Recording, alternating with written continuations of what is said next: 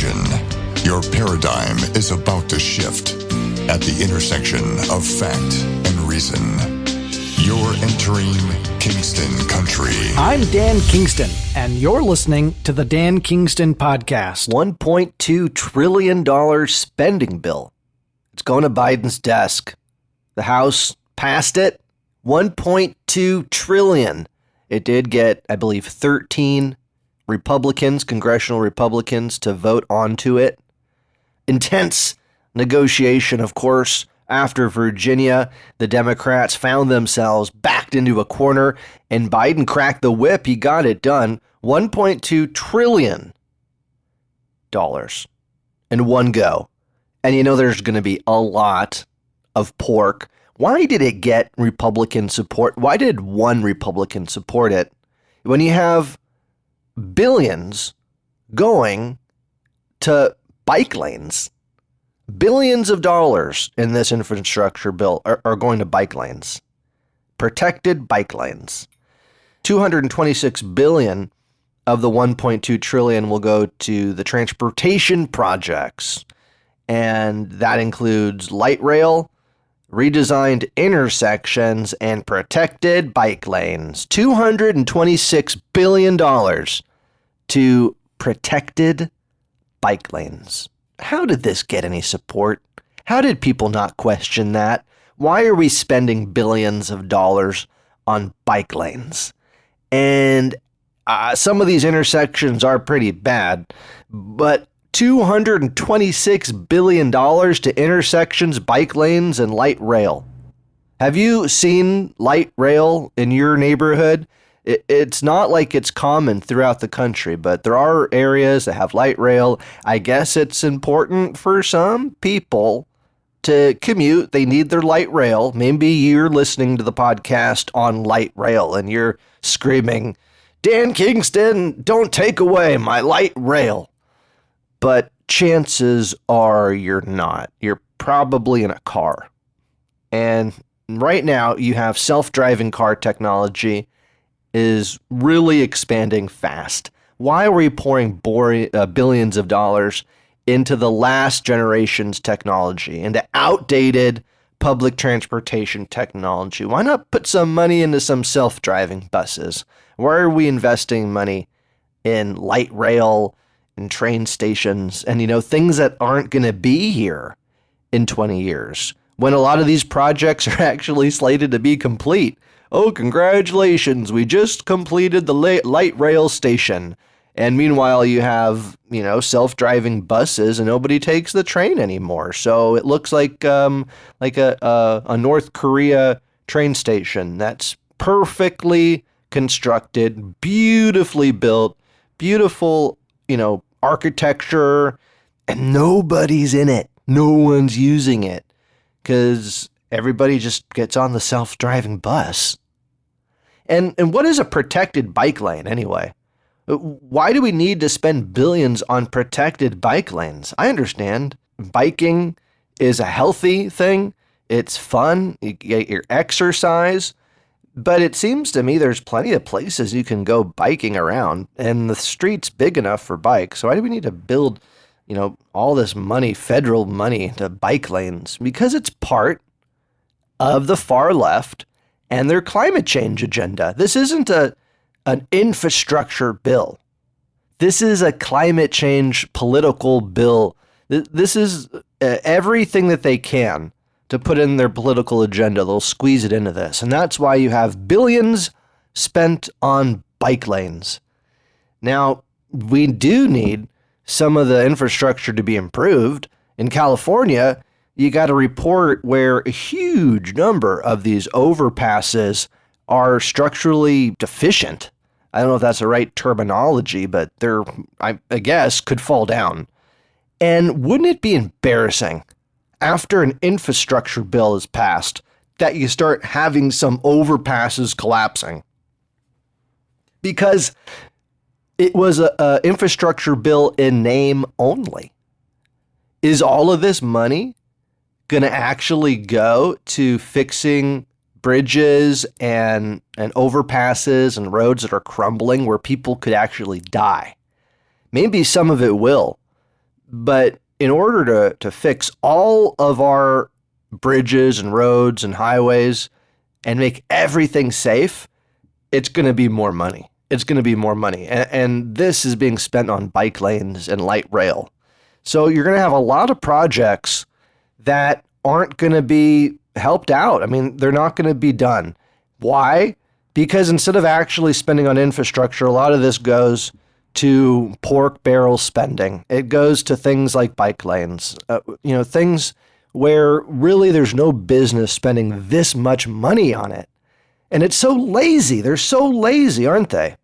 That they just pass $1.2 trillion. They pack everything in. And they tried to make it a bigger bill, of course, so they couldn't get that. And so this is the small bill, $1.2 trillion. That's how they do it. They make this seem reasonable because of where they started out. Did you see this? 4% of Americans say they've quit their job because of crypto gains, cryptocurrency. They've gotten rich off crypto. Mark Cuban talked about this, and it's kind of surprising. 4%? I don't know where that number comes from, but Mark Cuban saying that 4% of Americans are quitting their jobs.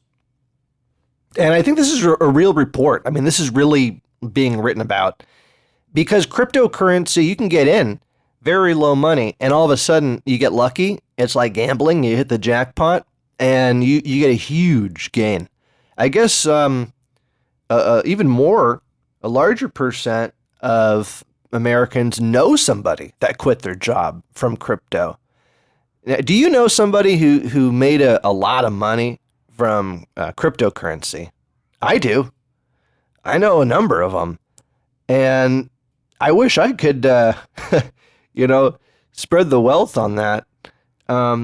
It seems to me like it's a real viable way to make money, but it's not the way I've made my fortune. And I wouldn't really recommend it. Even people like Elon Musk, we talked about it yesterday, highly, highly volatile.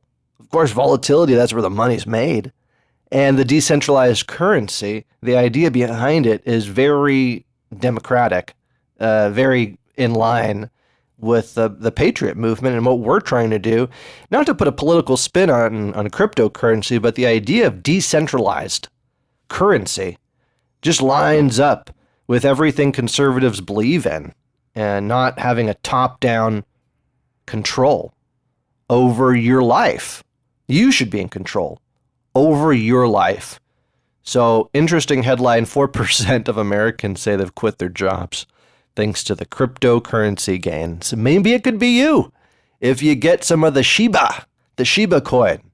No, that's a joke, and it's a mem coin. I actually have some of the Shiba, full disclosure, just so you know. What are the rules about that? Am I allowed to talk about cryptocurrency? This is a hobby.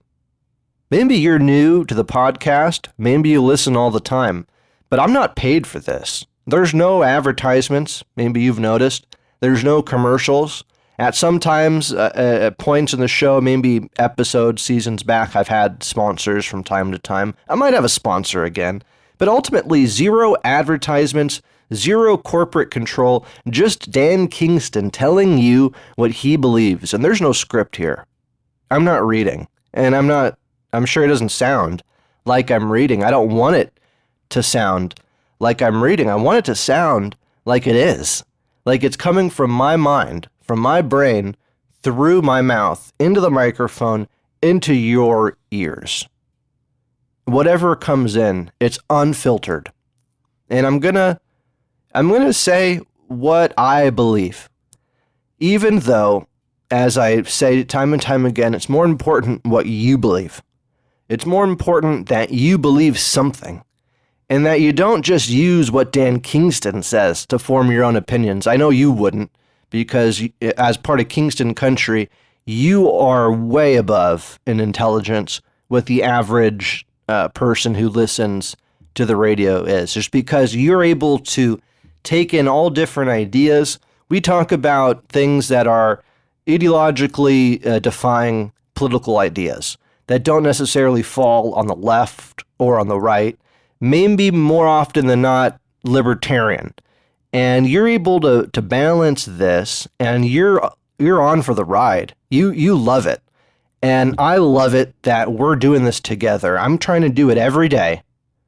And like I said, it's not always going to be about politics. And it's not easy. I don't want to pat myself on the back here, but if it was easy, it wouldn't be fun. And if you think it's easy just to start a podcast and talk politics every day about the most controversial issues and ask tough questions that other people get canceled for asking. And I'm not saying that I don't love it, because I do, but it's not easy. Don't make that mistake. And I'm doing it because I love it. And I'm doing it because I feel your presence. And I know you're digging this too. Did you hear Alyssa Milano? Alyssa Milano. She says giving birth was, quote, very reminiscent of being sexually assaulted. and that's Alyssa Milano for you.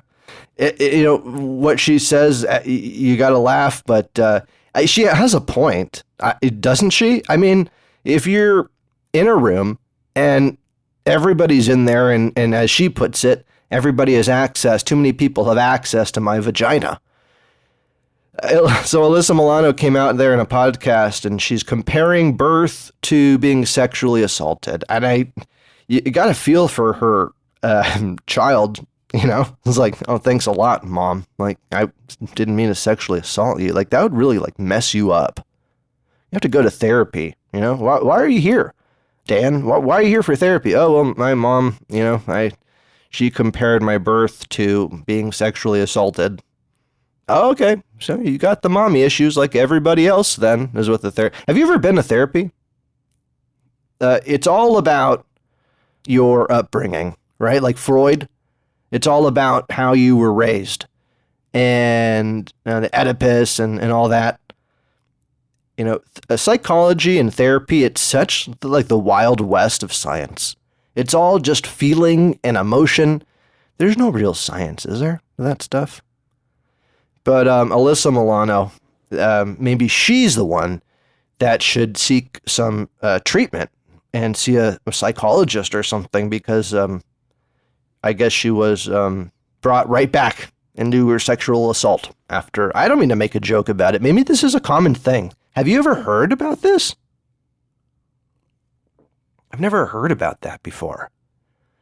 But it does make, it's just one of those things, you don't, it's kind of awkward, to talk about in a podcast, because isn't it like a beautiful thing?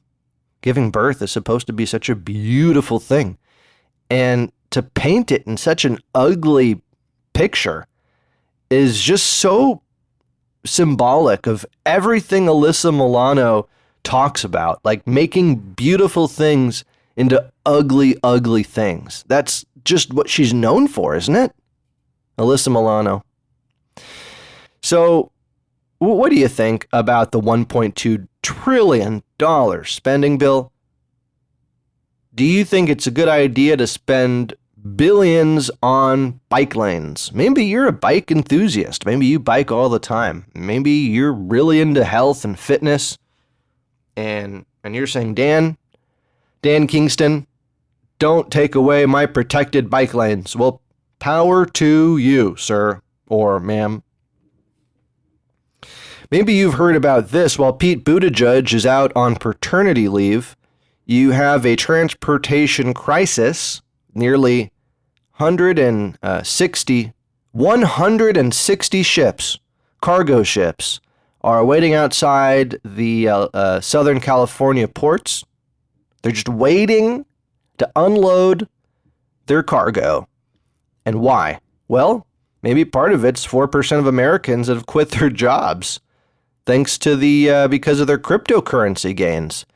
And you got to imagine some of them are truckers. But the other thing I read about, the reason for this transportation crisis in large part, and the reason why you're not hearing about it in the mainstream media, and maybe you've heard about it because my audience and you are way more on top of things than the average, but it struck me really interesting when you're looking at all the environmental controls and regulations placed on truck drivers.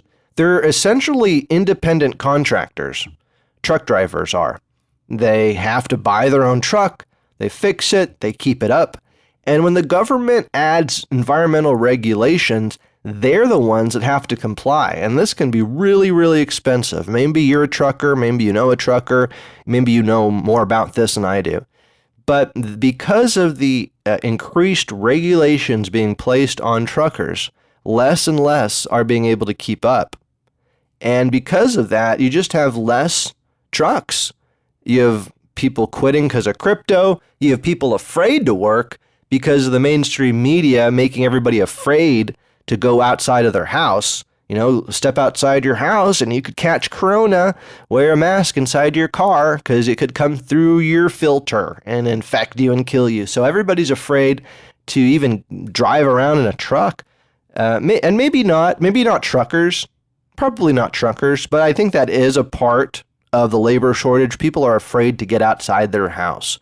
But for the transportation crisis, it looks to me like all these regulations that have been placed on truckers because of the environment, because of climate change, is going to seriously, and we've already seen it, impact prices are going through the roof right now because you don't just have semiconductor shortage.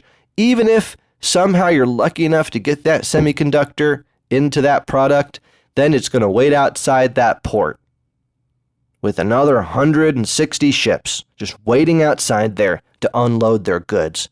That's Pete Buttigieg's transportation crisis for you. Joe Biden and the administration doing nothing about it except passing a $1.2 trillion infrastructure bill that looks like will have no effect on the immediate term on our port crisis, on this transportation crisis.